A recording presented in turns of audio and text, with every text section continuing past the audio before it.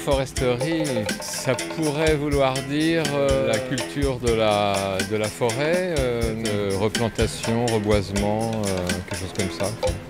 Agroforesterie, je sais pas, agriculture dans la forêt, un truc comme ça, non? Ça évoque le mot forêt, c'est le travail en forêt, non? La gestion des forêts, des bois. Point d'interrogation, agroforesterie. Alors vraiment, là, je sais pas ce que c'est du tout là. C'est quoi?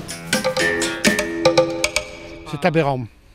C'est aberrant parce que chaque plante, chaque culture a ses exigences et c'est rare de faire des mariages heureux. Comme disait Saint-Exupéry, on n'hérite pas de la terre de nos parents, mais nous l'empruntons à nos enfants. On a demandé aux agriculteurs de relever des défis, donc de produire plus, etc. On y est arrivé.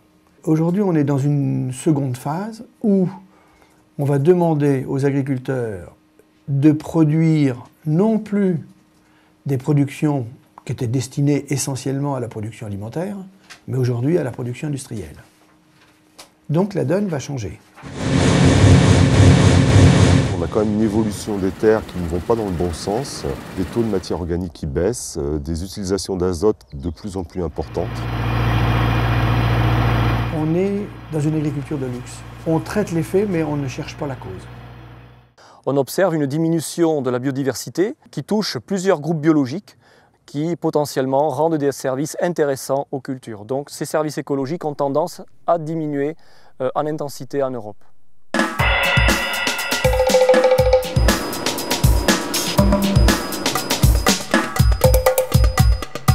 Donc comment on peut trouver une interaction qui fait qu'on va amener un peu plus de vie, un peu plus de carbone, un peu plus de biodiversité, stocker un peu plus d'eau, tout ce qu'on nous demande de faire.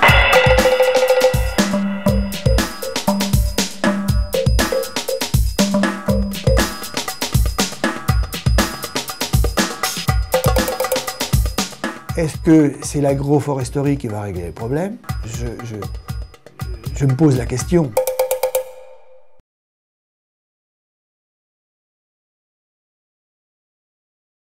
Alors donc je n'y crois pas du tout, alors ça c'est sûr.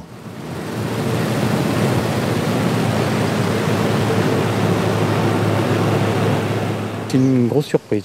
C'est dommage que c'est pas plus connu, quoi. J'étais vraiment surprise par la culture qui est vraiment, qui a un bel aspect, quoi.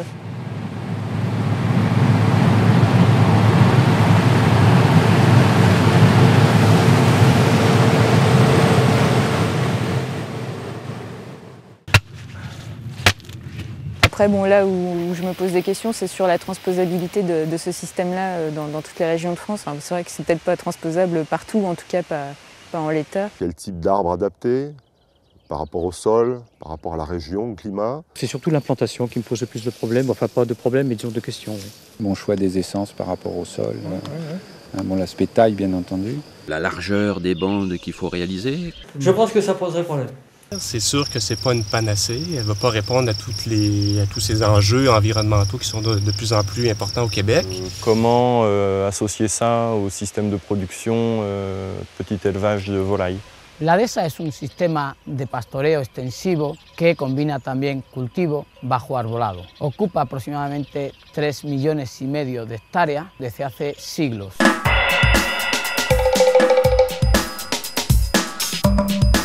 Si l'agroforesterie apporte des solutions en termes économiques et écologiques, je ne vois pas comment on pourrait faire abstraction de cette approche.